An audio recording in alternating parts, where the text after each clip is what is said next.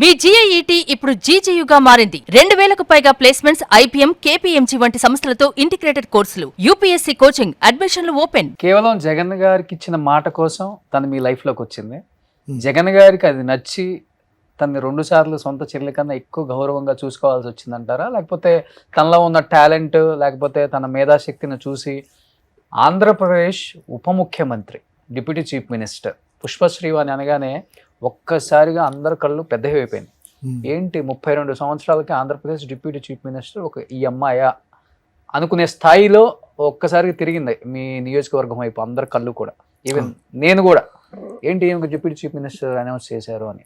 ఏంటి అంత స్పెషల్ అన్నప్పుడు మీకు డెఫినెట్గా కనుక్కోవాలి, అట్లీస్ట్ జగన్ గారిని కాకపోయినా చుట్టుపక్కల ఉన్న వాళ్ళని అనిపిస్తుంది కదా. ఎప్పుడన్నా మీరు అడగటం జరిగిందా? అడగలేదు. అంటే సిచ్యువేషన్ అంటే మాకు తెలుసు. అంటే ఫాదర్తో కొంచెం అంటే సెకండ్ టైం ఫస్ట్ టైం 2014-19 మధ్యలో ఎమ్మెల్యేగా ఉన్నప్పుడు ఫాదర్తో కొంచెం భేదాభిప్రాయాలు వచ్చాయి. అంటే పొలిటికల్గా కొద్దిగా మిస్అండర్స్టాండింగ్స్ వచ్చాడు. మా పెదనాన్నగారు అటు టీడీపీలో ఉన్నారు. అప్పుడు పెదనాన్నగారు టీడీపీలో ఉంటే ఆ టైంలో ఈ ఎమ్మెల్యేలు లాగడాలు, కొనడాలు ఇవన్నీ జరుగుతున్నాయి. బాగా కేసులు పెట్టడం, బెదిరించడం, అలా అప్పుడు చాలామంది వైసీపీ నుంచి టీడీపీలోకి జంప్ అయ్యారు. 23 మంది వెళ్ళిపోయారు కదా. దాంట్లో కొంతమంది మంత్రి కూడా ఇచ్చారు. సో ఆ టైంలో మాకు ఫుల్ ప్రెషర్. మా సొంత పెదనాన్న పక్కనే ఉన్నారు, ఆయనకి అక్కడి నుంచి ప్రెషర్. మీ సొంత తమ్ముడు కొడుకే కదా, అతన్ని మీరు మాట్లాడండి. మా ఫాదర్ కూడా అటే వెళ్ళిపోయారు ఆ టైంలో, పెదనాన్న వైపు వెళ్ళిపోయారు. సో ఫ్యామిలీ అంతా ఒకవైపు, ఓకే, మేమిద్దరం ఒకవైపు. అండ్ ఫస్ట్ టైం ఎమ్మెల్యే కొత్త, ఫుల్ ఫ్యామిలీ అంతా వన్ సైడ్. మేము మా ఇద్దరు ఒంటరి. ఎంత ఒంటరి అంటే సంక్రాంతికి ఊరు నుంచి మనకు వైజాగ్ ఫ్లాట్ ఉంది. సంక్రాంతి అంటే మన సిటీ ఖాళీ అయిపోతుంది. సంక్రాంతి అప్పుడు మేము వైజాగ్ ఫ్లాట్కి వెళ్ళి ఇద్దరం వైజాగ్ ఫ్లాట్లో ఉండేవాళ్ళం. 2 years కుటుంబం ఎవరు రాక, వైజాగ్ అంతా ఖాళీ, ఫ్లాట్స్ అన్నీ ఖాళీ. మన వాళ్ళందరూ ఊర్లోకి వెళ్ళిపోతారు కదా. మేము రివర్స్, ఊరు నుంచి సంక్రాంతి సిటీకి వెళ్ళేవాళ్ళం, వైజాగ్ అని హైదరాబాద్కి వచ్చేసేవాళ్ళం. ఇద్దరం ఒంటరిగా గడిపాం. సో ఆ టైంలో జగన్ గారికి ఇన్ఫర్మేషన్ వస్తుంది కదా, చాలామంది టీడీపీ వాళ్ళు అప్రోచ్ అవుతారు, మీరు అంటే పార్టీ మారండి, ఇన్ని కోట్లు ఇస్తాము, లేకపోతే మీకు మంత్రి పదవి ఇస్తాము, లేకపోతే ఇన్ని వర్కులు ఇస్తాము, ఒక 50-100 కోట్లు వర్కులు ఇస్తాం, ఇలాంటి ఆశ చూపించడం, ప్రెషర్ పెట్టడాలు, కేసులు పెడతాం, ఇలాంటివన్నీ జరిగాయి కదా ఆ టైంలో. గట్టిగా ఉండేది. సో ఆ టైం మేము దేనికి లొంగల అని ఒకటే చెప్పాను, జగన్ గారు మేమంటే నమ్మకం, ఆ నమ్మకానికి మేము నిలబడతాం, జగన్ గారితోనే ఉంటాం. దట్ వాజ్ ఆ కమిట్మెంట్. జగన్ గారి వల్లే ఎమ్మెల్యే అయ్యాం, జగన్ గారి వల్లే టికెట్ వచ్చింది, జగన్ గారి వల్లే ఎలక్షన్ చేయగలిగాం. ఎవ్రీథింగ్ లింక్ టు జగన్ గారు. జగన్ గారి వల్లే పెళ్లి చేసుకున్నాను, జగన్ గారి వల్లే ఆవిడ నాకు భార్యగా వచ్చింది. అంటే మా లైఫ్లో జగన్ గారు అనేది కంప్లీట్లీ కనెక్టెడ్. అన్ని కీలకమైన విషయాల్లో ఆయనతో కనెక్టెడ్ అయి ఉంది. అంత ఫేస్ చేసినప్పుడు జగన్ గారికి ఇన్ఫర్మేషన్ వచ్చినప్పుడు చాలా మందిని పిలిచి ఆయన కౌన్సిలింగ్ చేశారు. లేదు, మీరు గట్టిగా ఉండండి, నెక్స్ట్ మరి గవర్నమెంట్ వస్తుంది, మనము ఖచ్చితంగా మన గవర్నమెంట్ మనం అధికారంలోకి వస్తాం, మనకి బాగుంటుంది అని అందరికీ కన్విన్స్ చేయడం జరిగింది. కానీ మమ్మల్ని ఎప్పుడు పెళ్ళా. సో అప్పుడు విజయసాయి రెడ్డి గారు నమ్మకమా అంతే.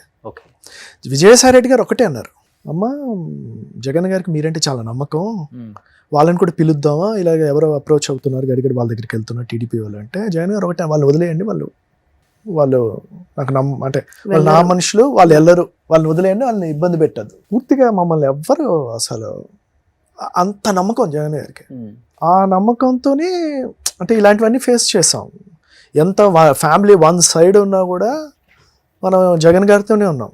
ఎంత ఇస్తామని, లేకపోతే వస్తే మంత్రి పదవి నెక్స్ట్ గవర్నమెంట్లో, నాకు ఎమ్మెల్సీ అని, ఇలా చాలా రకరకాలు చెప్పారు. కానీ దేనికి ఇంకోలా కూడా కన్విన్స్ చేశారు. అప్పుడు పరిస్థితి ఏంటంటే జన్మభూమి కమిటీ అనేది పెట్టి ఎమ్మెల్యే ఒక పెన్షన్ కూడా ఇవ్వలేని పరిస్థితి. అంత డమ్మీ చేస్తారు వైఎస్ఆర్ పార్టీ ఎమ్మెల్యేని ఆ రోజుల్లో. సో నెక్స్ట్ ఎలా గెలుస్తాం? ఇంకా 3 years ఉన్నాయి. సో ఆ విధంగా కూడా చెప్పారు. సో మీ గవర్నమెంట్ రాదు, జగన్ మీరు ఏదనుకుంటున్నా వైఎస్ఆర్ పార్టీ అధికారంలో రాదు, జగన్ గారు ముఖ్యమంత్రి అవ్వరు. నెక్స్ట్ ఎలక్షన్లో మీరు ఏం చెప్తారు జనాలకి, మీరు ఏం చేశారని చెప్తారు? ఒకటి కూడా చేయలేని పరిస్థితులు. మీకు ఇంకేం ఉండదు. పదవి ఉంటేనే జనాలు, పదవి ఉంటేనే డబ్బు, పదవి ఉంటేనే ఇదంతా అని అన్నా. అప్పుడు నా దగ్గర ఆన్సర్ లేదు. కానీ నేను ఒకటేనాను, అయినా సరే జగన్ గారితోనే ఉంటాం. ఓకే, దట్ వాస్ అంటే క్లీన్గా ఒకటే స్టాండ్. ఏం జరుగుతుందో మనకు తెలియదు, మనం జగన్ గారితోనే ఉండాలి, ఉంటాము. ఆయన రాజకీయాల్లో ఉన్నంత వరకు ఆయన వెనకతలు ఉంటాం. అంత కమిటెడ్గా ఉన్నాం. కానీ రక్త సంబంధం లేని జగన్ అంత నమ్మినప్పుడు మీ ఇద్దరిని, రక్త సంబంధం ఉండి తండ్రి అయిన మీ నాన్నగారు ఎందుకు నమ్మలేకపోయారు మిమ్మల్ని? అంటే రాజకీయంగా ఇప్పుడు తను మీ లైఫ్లోకి వచ్చింది, తను నిలబడింది, తను స్టాండ్ తీసుకుంది, తను మీకోసం నిలబడింది, తనకు సంబంధం లేకపోయినా. భార్య అనేది దీనివల్ల వచ్చిన సంబంధం అంతే. మీ నాన్నగారు అంత పెద్ద ఆలోచన తీసుకొని బయటికి వెళ్ళిపోవాలి, మీరు కూడా రండి అన్నప్పుడు మీ నాన్నను చూసి కోపం వచ్చిందా, లేకపోతే బాధ అనిపించిందా? ఈ వయసులో ఎందుకు మా నాన్నకి ఇది అవసరమా అనిపించిందా? ఏం చెప్తారు మీ నాన్నకి అసలు? మా నాన్న చనిపోయారు. ఎప్పుడు చనిపోయారు? ఒక 2 years అయింది. ఎలక్షన్స్కి 1 year ముందు చనిపోయారు. ఓకే. అంటే మా ఫాదర్ ఏంటంటే ఎమోషనలీ చాలా వీక్ అనమాట. అంటే ఎమోషనల్గా ఆయన ఎవరికైనా కూడా ప్రేమగా మాట్లాడితే ఆయన అటాచ్ అయిపోతారు. ఓకే. మా ఫాదర్కి మాకన్నా ఆయనకి ఎప్పుడు కూడా వాళ్ళ అన్నయ్య అంటే చాలా ఇష్టం, విజయరామరాజు చాలా ఇష్టం. ఎమోషనలీ కూడా మా పెదనాన్న అంటే చాలా చాలా ఇష్టం మా నాన్నగారికి. సో మా పెదనాన్నగారు మళ్ళీ నాన్నగారిని అప్రోచ్ అయ్యి ఎందుకు ఇది అంటే ఆయన అలా మా ఫాదరు మా పెదనాన్న వైపు డైవర్ట్ అయ్యారు. అంటే కొడుకు అనే బంధం కన్నా ఎక్కువైపోయింది అన్న అనే బంధం అక్కడ. అంతే, ఫ్యూచర్ కదా. ఇప్పుడు వాళ్ళంతా జీవితాన్ని చూసేశారు, బట్ పరీక్షిత్ రాజ్ జీవితాన్ని చూడాల్సిన వాడు అని మనం అనుకుంటా. అంటే మిస్ అయ్యారు ఆ లాజిక్ అయినప్పుడు. అంటే వచ్చారు అంటే నేనేమనుకుంటున్నానంటే ప్రతి ఒక్కరికి ఎమోషన్ అనేది ఒక్కొక్కలా ఉంటుంది. ఓకే. మనం ఎథిక్స్ మాట్లాడతాం, మారల్స్ మాట్లాడతాం, కానీ మనిషి ఎమోషనల్గా ఒక్కొక్కరు ఒకలా ఫేస్ చేస్తారు. ఒకరికి ఇప్పుడు భార్య లేకపోతే తెల్ల అని అంటే కొంతమంది తల్లి వైపు తూగుతారు, కొంతమంది భార్య వైపు తూగుతారు. ఎవరు ఎమోషనల్ అటాచ్మెంట్ వాళ్ళకు ఉంటుంది. ఓకే. సో తనకి అంటే ఆయనకి ఎందుకు అనేది ఆయన లైఫ్లో మా పెదనాన్నగారు ఎంత ఇంపార్టెంట్ అనేది ఆయన జీవిత కాలంలో పెదనాన్నతో ఎంత అటాచ్మెంట్ ఉందో ఆయన చెప్పగలరు. అంతే కదా, వ్యక్తిగత ఒక మనిషి ఒకరికి ఎందుకు అనేది ఎమోషనల్గా ఆ వ్యక్తే చెప్పగలరు. ఓకే. అందుకని మారల్గా కొడుకు ఎక్కువ ఇవన్నీ అంటే మనం దాన్ని జస్టిఫై చేయలేము. ఓకే. కానీ మీరు మీ వారి మాటకు నిలబడి ఉండిపోయారు. నా మాటకి కాదు, షీ వాజ్ కమిటెడ్. అంటే జగన్ గారితోనే ఉండాలి అని కమిటెడ్. నేను ఇంకోటి కూడా చెప్తున్నా, ఒకవేళ నేను ఏమైనా ఇదే అయ్యి నేను ఒకవేళ అటు వెళ్దామన్నా తను రాదు నాతో. నాకు తెలుసు. అవునా? నాకు నేను 200% నేను చెప్పాను. ఏంటి శ్రీవాణి గారు, అది నాకు తెలుసు. ఎందుకు అంటే రాదు, అది నాకు తెలుసు. కానీ అంటే ఆ వాతావరణం రాలేదు కదా.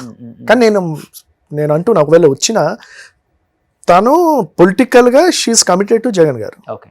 దాంట్లో ఎటువంటి రాజకీయం చేయాలి, ఎమోషనల్లీ కనెక్టెడ్ జగన్ గారితో, నాట్ పొలిటిక్స్ అన్నది కాదు. ఇప్పుడు నేను ఇంకోటి కూడా చెప్తున్నాను, జగన్ గారు కొన్ని డిసిషన్స్ లో మాకు ఒకటి అవ్వాలని ఉంటది, అది ఇవ్వలేదు అనుకోండి నాకు బాధ అనిపిస్తుంది.